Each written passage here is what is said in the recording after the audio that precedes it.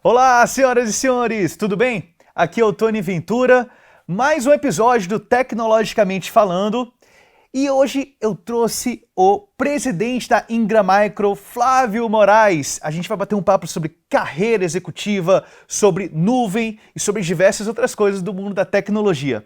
Tá preparado? Então vem com a gente!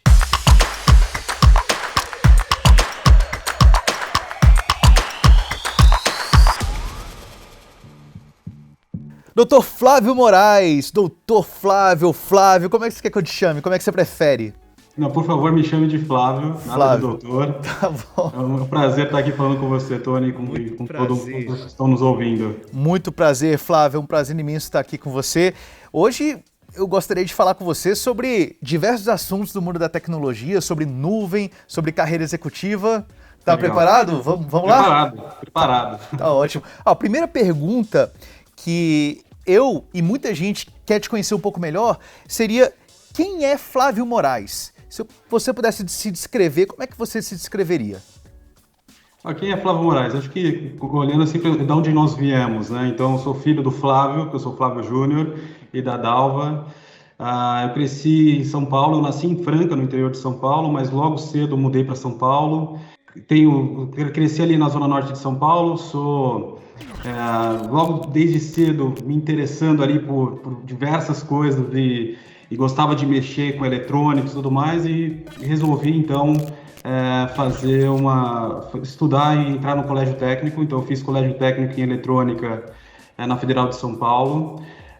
E ali eu comecei a ter mais contato com a tecnologia, né? Então não era muito comum você ter computador em casa, então eu tinha contato com o computador nas escolas.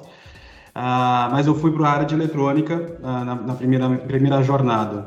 E aí tive alguns bicos, né? Tive meu primeiro contato com feiras de tecnologia, eu tinha 15 anos. Isso que eu ia perguntar, aos 15 anos começou o primeiro contato com a área de tecnologia? Primeiro contato na área de tecnologia, então era comum ter feiras anuais de tecnologia, então na época tinha a Comdex, que hoje já não existe, e eu fui convidado para participar naquela feira e ficar no stand da Apple. Só para a gente colocar entre parênteses, Flávio, a Comdex, se eu não me engano, era uma feira imensa de tecnologia, né? Era mais ou menos quantos stands, quantas pessoas visitavam aquela feira, mais ou menos, só para dar uma ideia para as pessoas que estão escutando. Eram milhares de pessoas, então vinham pessoas de todo o Brasil. Tudo que tinha de tecnologia estava na Comdex, então se você queria se atualizar, queria conhecer as novas tendências, vinha muita coisa que ainda nem tinha chegado no Brasil, você tinha que ir para a Comdex e entender para você poder tomar conhecimento de todas as tecnologias. E eu era um vendedor, eu ficava no stand, na época meu irmão tinha uma empresa que revendia esses produtos, e ele falou assim: Flávio, você não quer fazer um bico na Comdex? Eu falei: lógico, primeiro quero estar dentro da feira. Com 15 anos? 15 anos. E aí eu fui a gente recebeu um prêmio assim, de melhor destaque durante a feira. Uau. Na venda dos equipamentos que a gente estava representando. E aí, com isso, depois eu fiz o meu primeiro estágio, comecei na área técnica, e ali comecei a ter contato com a área de redes, entender um pouco mais o que é um centro de processamento de dados. E eu entrei numa empresa multinacional e ele falou assim: o que você conhece de computador? Eu tinha 17 anos quando eu fui fazer a entrevista. Ele falou assim: cara, eu conheço o que eu aprendi na escola, mas é muito pouco. Isso você está falando de 1990, mais ou menos? Ali por volta de 96, 97, mais precisamente no ano de 97. Eu entrei numa empresa britânica, era uma agência de notícias que ela oferecia dados em tempo real de bolsas de valores, cotações de moedas. Então as mesas de operações de banco, elas não tinham a internet para poder consultar a cotação de bolsas de valores, né? Ou tudo que eles negociavam. Então eles tinham terminais que eram conectados numa rede privada e que recebia essas informações em tempo real. Então o meu trabalho era justamente de instalar e entregar esses terminais em mesas de operações de banco. Então eu comecei com estagiário, então tive ali uma oportunidade de conhecer todos os bancos da época, né, e conhecer as mesas de operação. E aí eu tive esse meu primeiro contato com o mundo de redes e de transmissão de informações em tempo real. E aí pude acompanhar todo o processo de digitalização, como é que isso foi evoluindo, né? Sempre de São Paulo, né? Sempre em São Paulo. Eu viajava muito a trabalho, mas sempre morando em São Paulo. E aí, quando eu terminei meu curso técnico, eu fui efetivado. E aí eu tive uma crise, assim, eu falei assim, eu vou continuar, né, na área técnica ou eu vou mudar de área? E aí eu falei, não adianta eu negar o que eu gosto, né? Eu sou um nerd, eu gosto de tecnologia, gosto de tudo que a maioria dos nerds gostam, gosto de comics, gosto de gaming, então gosto de tudo isso. E eu falei assim, eu não posso fugir do que eu gosto, do que me dá prazer, me trabalhar com prazer, com alegria, que era a tecnologia. E eu entrei no curso de engenharia elétrica, comecei o curso de engenharia elétrica. Eu trabalhava durante o dia, eu tinha acabado de ser efetivado, e durante a noite eu fazia o curso de engenharia, que por ser à noite eram 6 anos. Então foi um longo curso de engenharia que eu conciliava juntamente com o trabalho. Nessa época de década de 90 e tal, você ficava em casa ali mexendo em alguma coisa de tecnologia, você era curioso sobre computador, televisão, sobre máquinas, você tinha algum hobby também junto do trabalho? Eu tinha, mas aí como eu vim de uma família muito simples, a gente não tinha muitos recursos em casa. O que me fazia, e aí eu tinha a oportunidade de fazer o quê? Na empresa que eu trabalhava, né? Então com 16 anos, lá, quando eu entrei nessa empresa, então eles me permitiam, pós o horário do trabalho, eu ficar mexendo. Então eu gostava de desmontar as máquinas, de entender os chips, de remontar a máquina. Então às vezes passava dias ali remontando um equipamento para poder entender como é que ele funcionava e entender as componentes e tudo mais. Então eu sempre tive esse interesse, sempre gostei muito e eu buscava formas de eu poder ter contato com a tecnologia. E eu acho que curiosidade é uma palavra-chave muito importante nos dias de hoje, que naquela época você já demonstrava assim para o lado empreendedor ou para o intraempreendedor, né, dentro da empresa. Eu acho que você ser curioso, ficar ali depois do trabalho olhando, mexendo, desmontando máquina, montando, isso é muito bacana isso. Você sempre foi uma pessoa curiosa também. Sempre fui uma pessoa curiosa, e aí comecei na engenharia, e a engenharia vai dando uma outra amplitude de informações. E aí depois da engenharia, quer dizer, aí falando um pouco mais de quem eu sou, né? Eu sou casado com a Luciana, eu tenho 3 filhos, o João, de 12 anos, e o Lucas e o Matheus, que são gêmeos de 9 anos. Já estão jogando gamer ali, mexendo em tecnologia? O game aqui é uma disputa. E aí a gente tem mais 2 filhos peludos, né? Tenho 2 cachorros, o Logan. E o Scott, né? E pelos nomes você já sabe até de onde é a inspiração dos nomes dos cachorros. Eu ia falar isso agora, muito bom. Bacana. Então, Flávio, você teve então formação em escola técnica de tecnologia, depois conseguiu seu primeiro emprego em uma multinacional e depois você estava falando que você era uma pessoa muito curiosa, ficava sempre depois, até depois do turno, montando máquina, tentando aprender o que você estava trabalhando ali. Né? E aí, depois disso, você entrou... Como é que foi depois disso? Lá para os 20 anos, 20 e poucos anos de idade? Então, aí, quando eu estava ali por volta dos 20 e poucos anos, então, ali, a gente está falando ali da década de 2000, então teve o grande bug do milênio. Então, eu fiz parte de um grupo de projeto para entender o bug do milênio, qual era o impacto, tivemos que fazer uma série de coisas, tinha uma preocupação, tudo vai parar, as máquinas vão parar. Me fala o que é o bug do milênio, para quem não sabe o que está escutando, que a pessoa que não sabe o que é já está com mais de 20 anos. É verdade. Então explica pra gente. E o bug do milênio era uma preocupação, porque toda a programação e toda a lógica de computação utilizava o ano só os 2 últimos dígitos. Então era 00 para 1900, 79 para 1979, e aí tinha um grande receio do que ia acontecer com as aplicações e com os sistemas quando a gente virasse do ano de 99 para o ano de 2000, porque os sistemas iam entender que a gente estava voltando para 1900, não ia entender que o ano 2000 era depois do ano de 99, e aí com isso gerou ali uma preocupação, né, a tecnologia no mundo todo, então era um projeto global, eu estava numa multinacional, então tinha um projeto assim, envolvendo pessoas de diversos países, para garantir que todos os sistemas estavam atualizados e preparados para a virada do milênio. Eu tive que ficar de plantão naquele ano. Não teve ano novo, então? Não teve festa de ano novo? No celular, porque no fim deu tudo certo. Né? Assim, tudo que a gente tinha feito para se preparar funcionou. Então eu fiquei só de plantão ali, mas não aconteceu nada. Foi só de checar, verificar se estava tudo bem. E foi aí o bug do milênio. E aí, um pouco depois, começou o boom da internet, né? Então, quando a gente pensa assim, a internet como é hoje era muito diferente de quando eu era criança, né? Adolescente, era a forma de se conectar na rede, a gente começava lá uma forma bem precária de você se comunicar com o mundo. E aí começou o boom da internet, e com isso vários provedores de internet começaram a surgir, então tinha internet de escada e tudo mais, e isso fez com que houvesse também um boom nas telecomunicações, porque a partir do momento que o mundo começou a acessar a internet, a necessidade de redes potentes que pudessem entregar e conectar o mundo todo era algo que estava explodindo. Eu falei assim, eu preciso trabalhar nesse mundo de telecomunicações, eu preciso entrar nesse mundo de telecomunicações. Eu estava no mundo das agências de notícias e transmissão de tempo real. Falei assim, eu tenho que evoluir, eu tenho que conhecer esse outro mundo que é o mundo da internet e das redes. Quer dizer, nesse momento, dos 25, 26 anos, você pegou um direcionamento ali e falou, não, é esse mundo que eu quero ir agora, é esse mundo que eu quero estar, telecomunicações e tecnologia. Exatamente, tanto é que eu escolhi a minha especialização na engenharia em telecomunicações, e aí eu falei, preciso entrar, mas era difícil você entrar, já estava numa posição, já era de um especialista, né, técnico, como é que eu fazia essa transição de indústria? Difícil. E aí, na época, surgiu uma empresa pequena de telecomunicações que estava passando por muitas dificuldades no Brasil e abriu uma posição, teve uma oportunidade de eu ir para lá. Só que um dia antes, o presidente da empresa tinha dito, nós vamos fechar, a gente não tem não temos mais como existir. E eu me lembro que na época o diretor para quem eu trabalhava falou assim, você é maluco, você vai para uma empresa que o presidente acabou de dizer que vai fechar.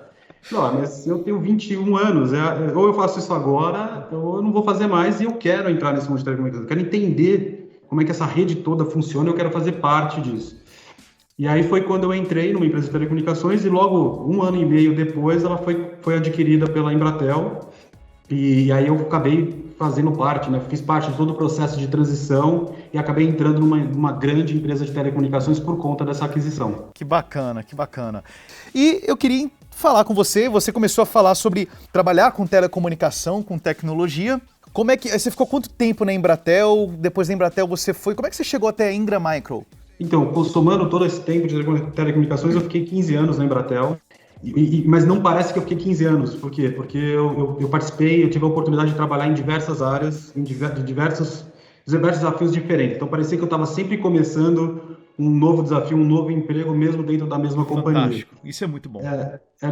Foi muito bom, e por isso eu fiquei esses 15 anos, porque eu curioso, interessado em conhecer novas coisas. Ela me oferecia isso, né? Ela me dava essa oportunidade, e pelo meu perfil eles estavam sempre me buscando para essas iniciativas. Então eu fiquei esses 15 anos lá. Quando eu fiz essa transição da empresa que estava sendo adquirida para a Embratel, eu acabei conhecendo todos os processos, porque era uma empresa enorme comprando uma pequena, então eu acabei falando com diversas áreas, e aí foi quando eu fiz a minha transição da área técnica para a área de negócios. Entrei na área de marketing de produtos. Então, comecei a entender como é que a tecnologia se conectava ao mundo dos negócios, como é que você modela um produto de serviços, como é que você capacita um vendedor a oferecer aquela solução, como é que você precifica, como é que você ganha dinheiro com a tecnologia.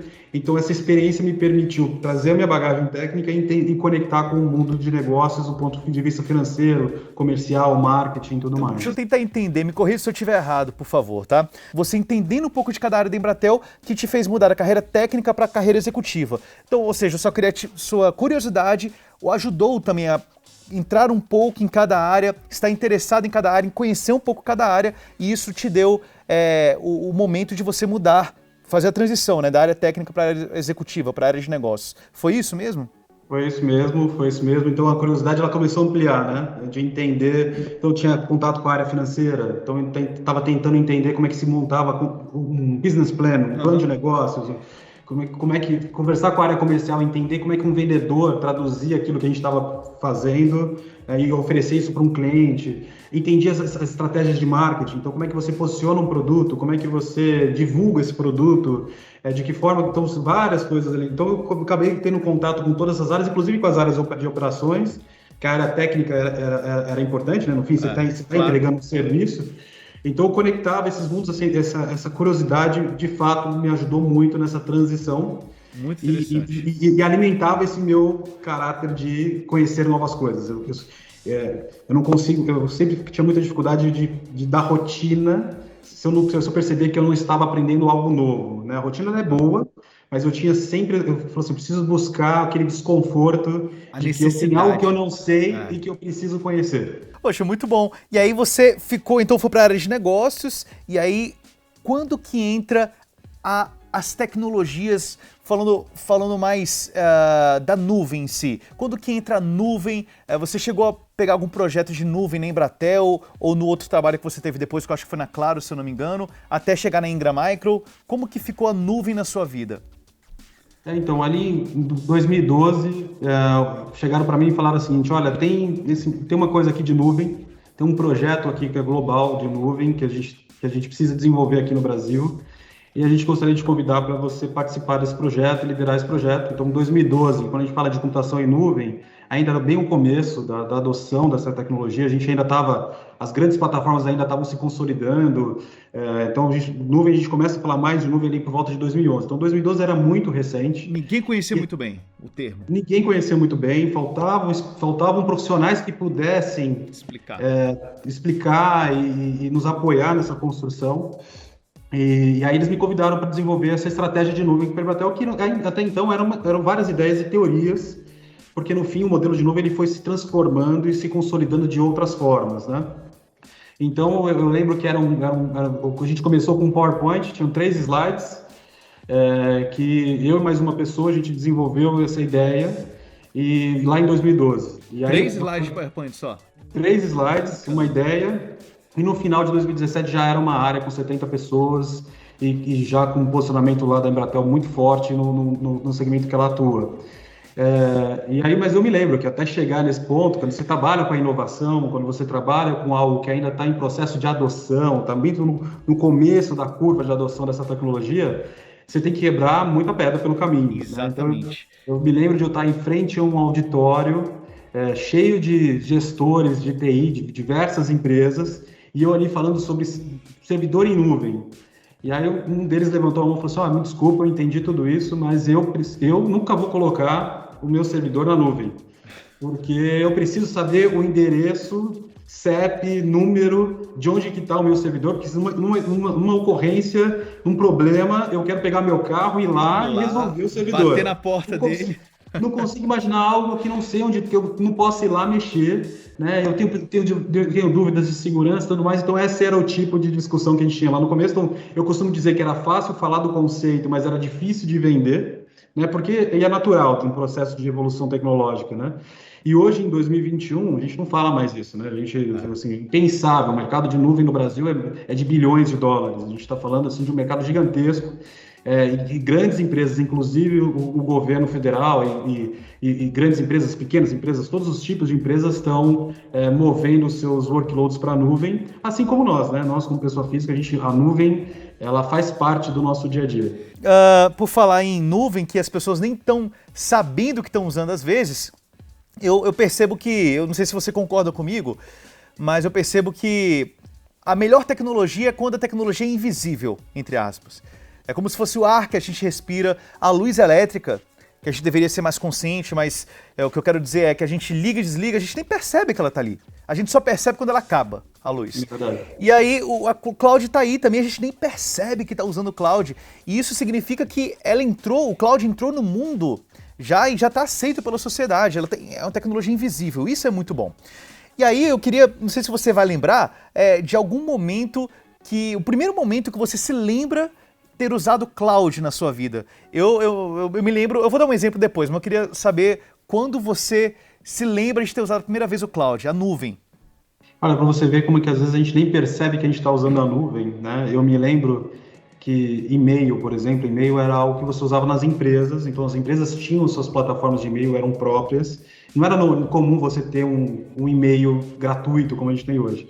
E aí, minha primeira experiência com uma solução em nuvem foi isso. Foi quando eu criei o meu primeiro Hotmail, né? Eu criei o meu primeiro e-mail, né? Gratuito, que eu tinha acesso pessoal. Você lembra qual era? Era o Hotmail. Mas você lembra o nome do e-mail? Eu lembro que na época era FL Moraes, alguma coisa assim. Juntava minhas iniciais com data que nasceu. Não, a data que nasceu não, né? A data que nasceu eu não colocava, mas eu já tinha ali um alias, um endereço de e-mail ali vinculado ao meu nome, então eu achava o máximo aquilo, né, de poder ter o meu próprio e-mail que não estava vinculado à empresa, mas estava vinculado para mim como pessoa. Então, essa foi a minha primeira experiência e a nuvem está aí, desde as soluções de e-mails, como muitas outras, e de uma forma invisível, como você comentou. Quando ela não está invisível é porque tem algum problema. Verdade. Dá algum problema, o que é isso? Aqui caiu o servidor. Mas é bacana que na época que a gente usava o e-mail muito tempo atrás, eu vi isso numa rede social, né? Uma piada, entre aspas. Você recebia um e-mail, você ia correndo ver aquele e-mail, nem que fosse de propaganda. Você abria o e-mail, olhava tudo, lia o e-mail todo. E na época era super comum mandar carta, né? As cartas foram acabando, as cartas de papel, e o e-mail foram aumentando, né? E hoje em dia, às vezes você perde os e-mails, que é tanto e-mail que você recebe. Só que quando você recebe uma carta, você sai correndo para ver que carta é aquela que você recebeu, né? De um amigo, de um parente e tal. É muito mais raro, né? Bacana. E aí o meu exemplo de cloud, a primeira vez foi com Dropbox. Eu não sei quem as pessoas que estão ouvindo aqui, se vocês pegaram o Dropbox lá no comecinho, mas era muito diferente. Uma pasta no meu computador, no meu Windows, que eu jogava o arquivo lá na pasta e o arquivo sincronizava com a nuvem. O arquivo estava no meu computador, mas não estava. Ele estava na nuvem, guardado no Dropbox, era gratuito, começou gratuito ali, e eu achava uma mágica aquilo, achava muito bacana. Dropbox foi a minha primeira experiência com nuvem. E eu queria também fazer uma pergunta sobre cloud. Eu acho que a gente vai muito para resort, hotel, viaja antes da pandemia, né? E depois da pandemia a gente vai voltar também, provavelmente. E lá, para quem não sabe, tem as chaves dos hotéis, né? As pulseiras que você abre a porta. E é tudo por nuvem aquilo, né, Flávio?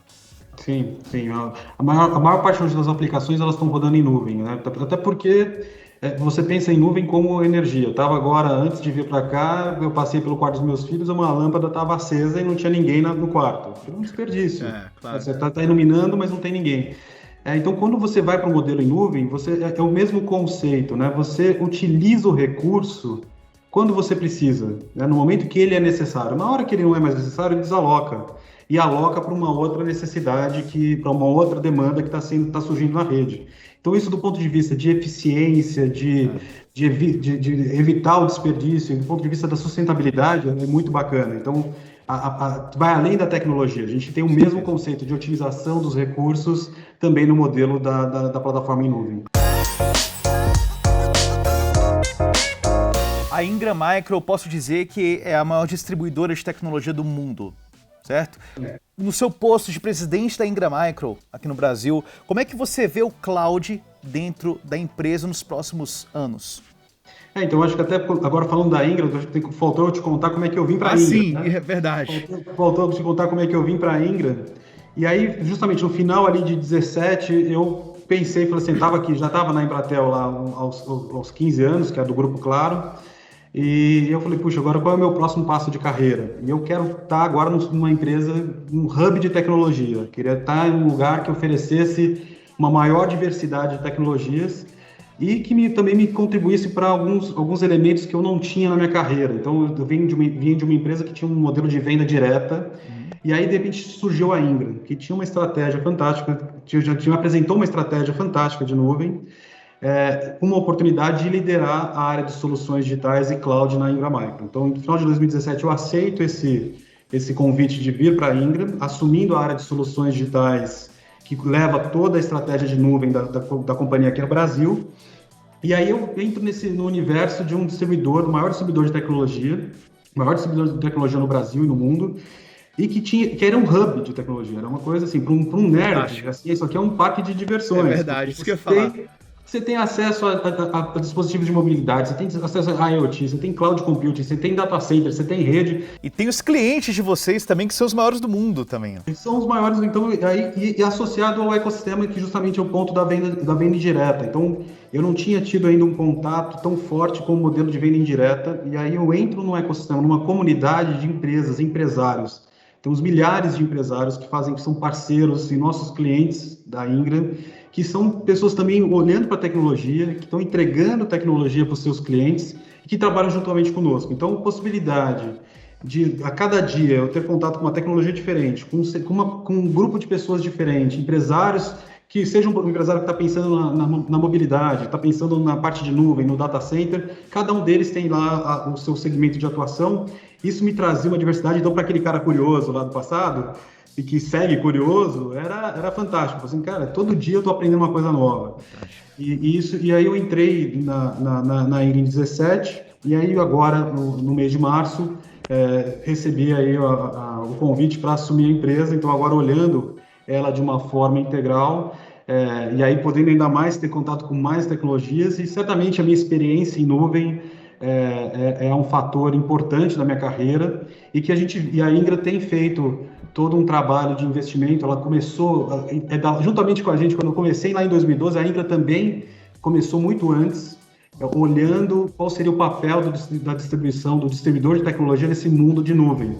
Qual era o papel de um distribuidor? Que até então era muito comum você associar um distribuidor à importação, à movimentação de equipamentos.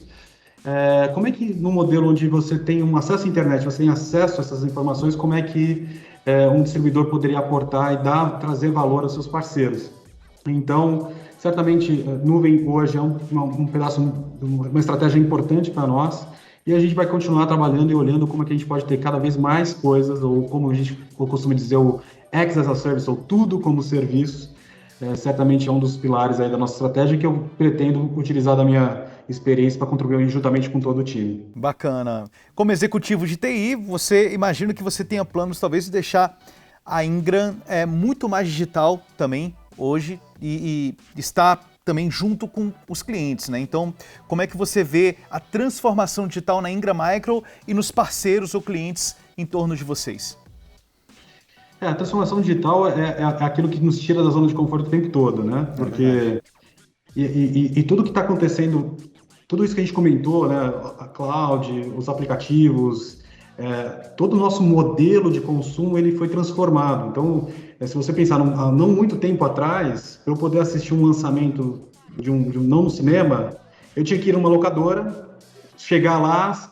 Se eu fosse o primeiro, talvez eu teria a sorte de alugar aquele filme. Verdade. E poder levar para casa para poder assistir, senão eu teria que esperar por eu teria que voltar no dia seguinte, eu teria que ficar lá esperando ver se alguém devolvia aquela fita VHS. E não podia esquecer de rebobinar a fita, senão pagava multa. Exatamente. Olha que eu já paguei multa de esqueci de rebobinar. E aí quer dizer, esse era o modelo de consumo onde você estava acostumado a ter que esperar a disponibilidade daquele recurso para você poder utilizá-lo. E aí agora quando a gente olha, isso é impensável. Se você quer acessar a sua conta do banco, você abre um aplicativo, você acessa a sua conta do banco. Você quer mandar uma mensagem para alguém, você não tem que ir no correio, instantaneamente você manda uma mensagem. Hoje você quer assistir um filme, você vai numa plataforma de streaming, você escolhe o filme e assiste a hora que você quiser, você para, você pode sair um pouco, voltar e continuar assistindo. Então, isso molda e transforma o nosso modelo de consumo de negócio. E quando a gente fala em transformação digital, e a gente tem que tomar muito cuidado, o que move a transformação digital? No fim, qual é a parte mais importante dessa transformação digital? É o cliente, a experiência do cliente, né? Então você tem que colocar o que a gente fala de cliente no centro, é isso que tem que mover todo o processo de transformação digital de uma empresa. Então, a partir do momento que porque senão você pode estar fazendo uma transformação, mas uma transformação pela transformação, sem um efeito direto numa necessidade. Então, quando você coloca o cliente no centro, você entende o que ele precisa, você entende quais são as dificuldades que ele tem no negócio dele, na realidade que ele tem, e aí sim você tem que estar preparado para se desconstruir, muitas vezes, porque significa que às vezes os caminhos não foram construídos. Então, se transformar significa isso, abrir novos caminhos, conectando novas tecnologias, aumentando o seu portfólio de conhecimento e de soluções para que você possa entregar uma melhor experiência para o seu cliente. E isso é o que nós fazemos, assim, como a Ingram pode apoiar os nossos parceiros para que nós estejamos sempre à frente da liderança da transformação digital dos nossos clientes e dos nossos parceiros. Você já pensou em colocar na Ingram ou com algum parceiro seu Software as a Service? O que é isso? Eu estou falando o que é isso para quem está ouvindo a gente, talvez que não saiba. É o serviço pelo software, né? O software como serviço. Você paga uma mensalidade ou paga uma anuidade, você tem aquele serviço do software, quando você parar de pagar, você não tem mais. Você já pensou em aplicar serviços de software de mensalidade, anuidade na Ingram ou em parceiros de vocês? Então a gente tem soluções como a do Dropbox, hoje faz parte do nosso portfólio, assim como outras soluções em software que os nossos parceiros podem oferecer aos seus clientes utilizando a nossa plataforma que é uma plataforma multi-cloud. Então, a vantagem da plataforma é essa, você simplificar o processo de adoção de nuvem, você ter concentrado numa única plataforma essa conexão com os mais diversos softwares. Então, a gente tem uma parceria, já oferece isso dos grandes players de mercado, dos grandes provedores de nuvem, que são nossos parceiros, e nós temos um programa focado para aquele desenvolvedor local, o ISV, né? Aquele desenvolvedor que pensou numa solução parecida como você comentou, uma solução para um nicho específico, para um segmento específico, e ele pode fazer parte desse programa, tem vários benefícios, a gente apoia esses parceiros. Um programa de aceleração? O que é esse programa? Não chega a ser um programa de aceleração porque a gente não faz um investimento financeiro de aquisição, mas a gente faz um trabalho de mentoria, de promoção dessa solução. Direcionamento também. Direcionamento e de suporte técnico. Muitas vezes você é bom, o desenvolvedor ele conhece bem a aplicação, mas às vezes ele não conhece as outras camadas de tecnologia e aí nossos especialistas acabam complementando essa capacidade técnica para que ele também faça com que a solução dele fique mais robusta, segura. Quando a gente entra no mundo de software, a questão da segurança é super importante. E aí a gente tem o nosso marketplace, a gente tem outras ações onde a gente já divulga o catálogo de soluções inovadoras que estão usando plataformas de nuvem, são plataformas de Big Data, de inteligência artificial, com desenvolvedores, esse ecossistema de desenvolvedores que nós chamamos de ISVs. Se a pessoa escrever Ingram Micro Marketplace, vai achar o endereço no Google? Vai encontrar. Tá. Também temos o nosso programa que é o ISV On, então ele também vai procurar a Ingram Micro ISV, né, em português. Vai também encontrar todo esse programa que eu estou comentando. E qualquer pessoa pode se inscrever nesse programa? Qualquer programador? Qualquer programador que tem uma solução, naturalmente, como nós somos uma empresa que a gente trabalha com vendas através de parceiros e revendedores, também a gente busca conectar essas soluções com esse mercado. Né? Quer dizer, que acaba sendo muito melhor que dinheiro, né? Que vocês têm a conexão com as maiores empresas do mundo e vocês são a maior empresa do mundo em distribuição de tecnologia. Então a porta que se abre para o desenvolvedor que tem uma solução interessante, para vocês darem um direcionamento é imensa, acredito. Exatamente. Eu. E parte desse programa é justamente fazer essa conexão com os grandes players de nuvem, porque os grandes players de cloud, como Microsoft, Amazon, IBM, são alguns dos grandes players que têm programas também voltados para esses desenvolvedores, mas que muitas vezes eles não precisam de ajuda, e nós fazemos esse trabalho de fazer essa conexão. Seu principal foco nesse início de trabalho, você está aí, inclusive meus parabéns pelo início de trabalho bacana como executivo, frente à Ingram Micro, tem como foco inovação e digitalização. Quais as dicas que você tem para os seus parceiros e clientes que também estão na busca desse aprimoramento do negócio digital, da transformação digital? Sim. Volta naquele tema que eu comentei de você ter o cliente no centro. Né? A digitalização ela tem que acontecer com foco no cliente.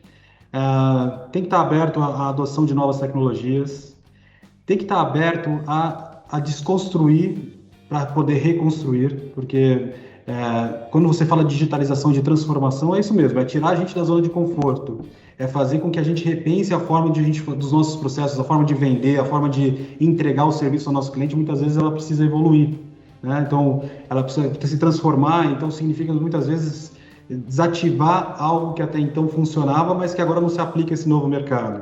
Então, as dicas esteja atento às necessidades do seu cliente, do mercado de atuação que você está atuando, que os nossos parceiros estão atuando, esteja antenado, entendendo como é que a tecnologia tem evoluído, então como é que o IoT e o 5G vai se conectar e que tipo de novas ofertas e digitalização, melhores serviços eu posso oferecer para o meu cliente, de que forma que eu posso resolver o problema daquele cliente através de uma solução de IoT. Puxa, mas eu não sei trabalhar com IoT. Muita gente não sabe, mas a gente consegue, a gente tem ali apoio, e hoje a informação ela está em todo lugar, e nós a Ingram, podemos apoiar todos os nossos parceiros nesse sentido. Temos profissionais das mais diversas capacitações, programas de inovação, programas de habilitação da tecnologia, e a parceria com mais de 100 fabricantes, que nos permite entregar o que a gente chama aqui de entregar a promessa de tecnologia, conectando os nossos parceiros aos seus clientes, das mais diversas formas. Flávio, o papo tá ótimo, nem vi o tempo passar, já tá me falando aqui na produção que a gente ultrapassou quase 10 minutos já, eu nem vi o tempo passar, não sei se você viu. Eu também não. Tá ótimo o papo. Eu queria terminar com duas perguntas.